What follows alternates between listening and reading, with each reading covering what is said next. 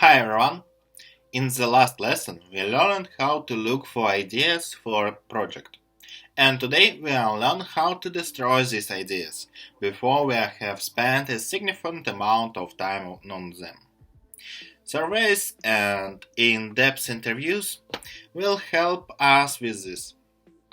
Methodology of interview aimed at confirming or refuting your ideas or hypotheses is called customer development, or CustDev for short.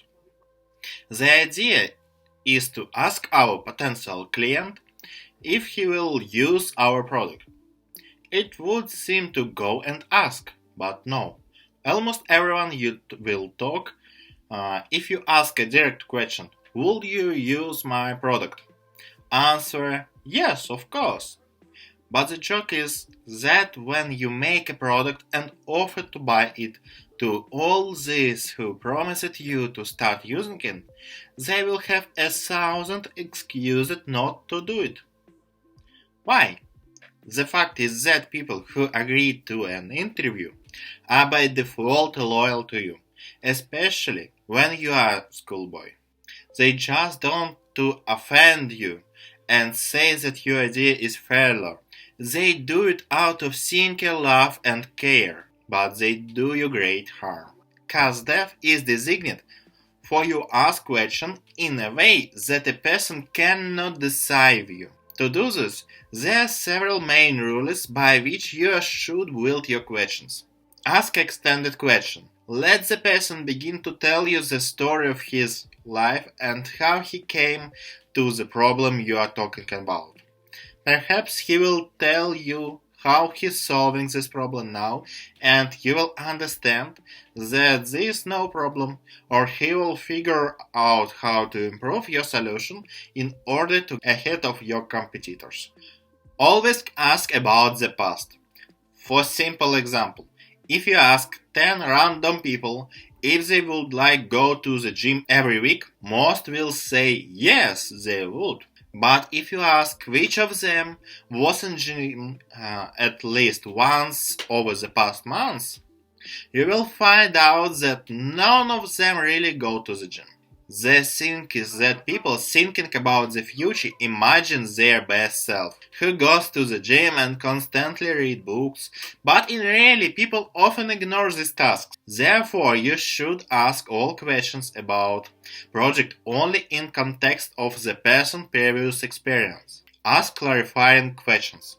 Always try to get to the bottom of person's problem and ask a lot of why. People sometimes don't know what they want, what they like and dislike. Why does a person want to buy a drill?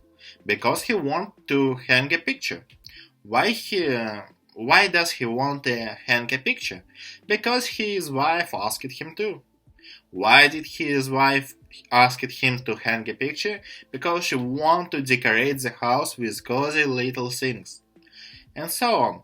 Always try to come to the true motives of the person. Talk about your project as little as possible, until you have asked all the basic questions. Knowing what you are doing, the person may start making up stories about their past experience to support you. Therefore, ideally, you first ask the person all the questions, and then only talk about the project. Remember that this is not a sale from an interview. But if you see that a person genuinely interested, then you should not be afraid to offer a pre-order. A piece of advice separate from the interview itself. Try to select relevant respondent who might actually need your product. Don't sell educational toys for children to a person who doesn't have children. You should not ask questions about social network to a grandmother who has a push-button telephone. Look for people who might be interested in your product. For starters, through acquaintances, then you can connect to the thematic channel on Discord or Reddit and look for people there.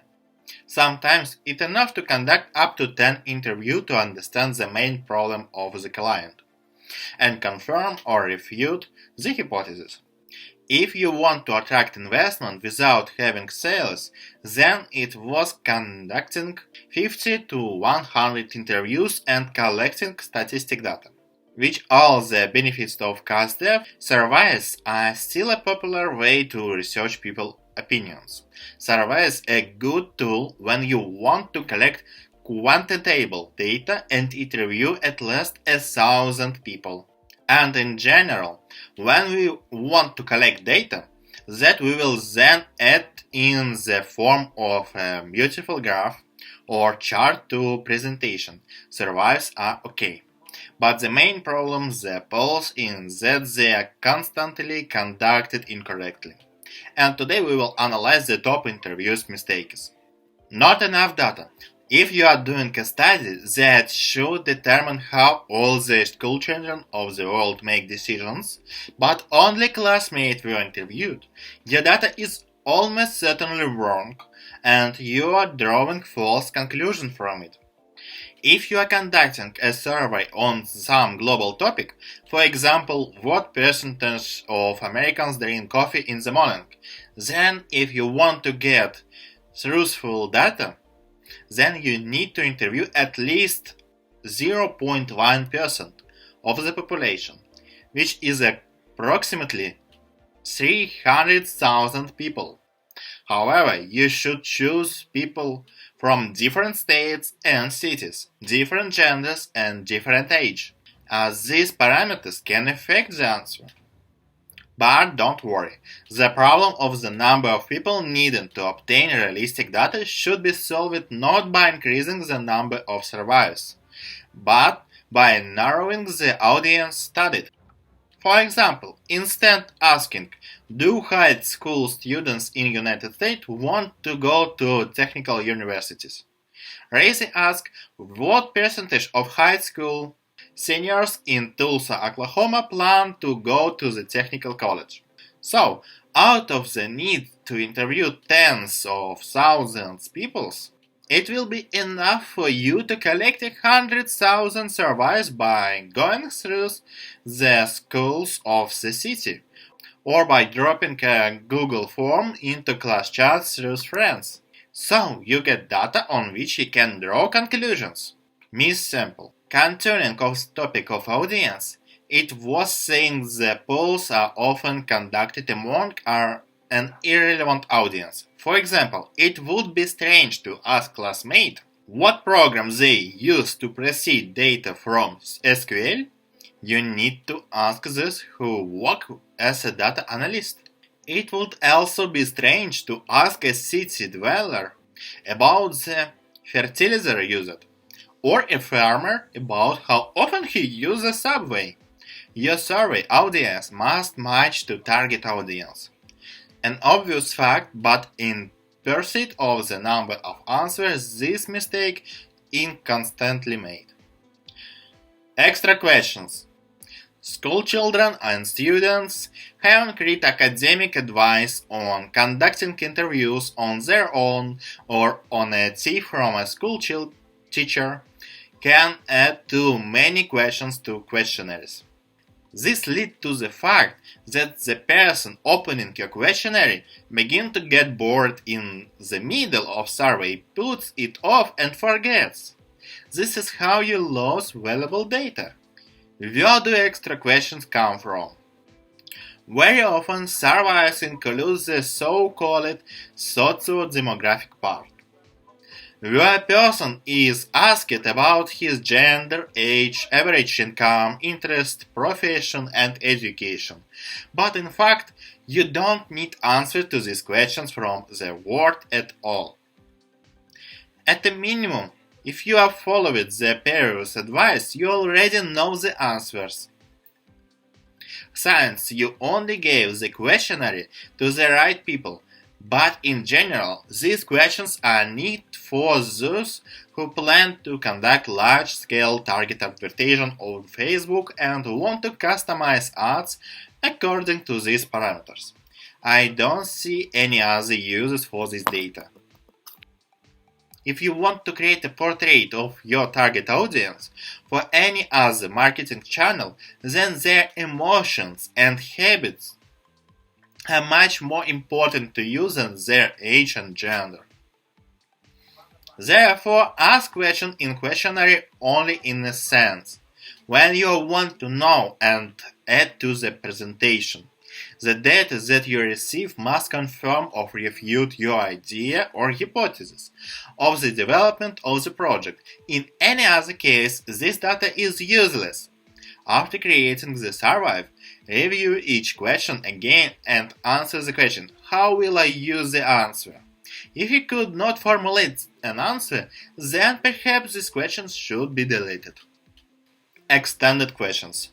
This error is not directly related to questionnaires but rather to the method of conducting CustDev. If you have thinking of replacing the interview with a survey with a bunch of detailed questions, then I have to disappoint you. This is not work. People are simply lazy, and the information that they would easily tell you in a conversation, they will simply be too lazy to print, and they will limit themselves to a brief note that is useless to you.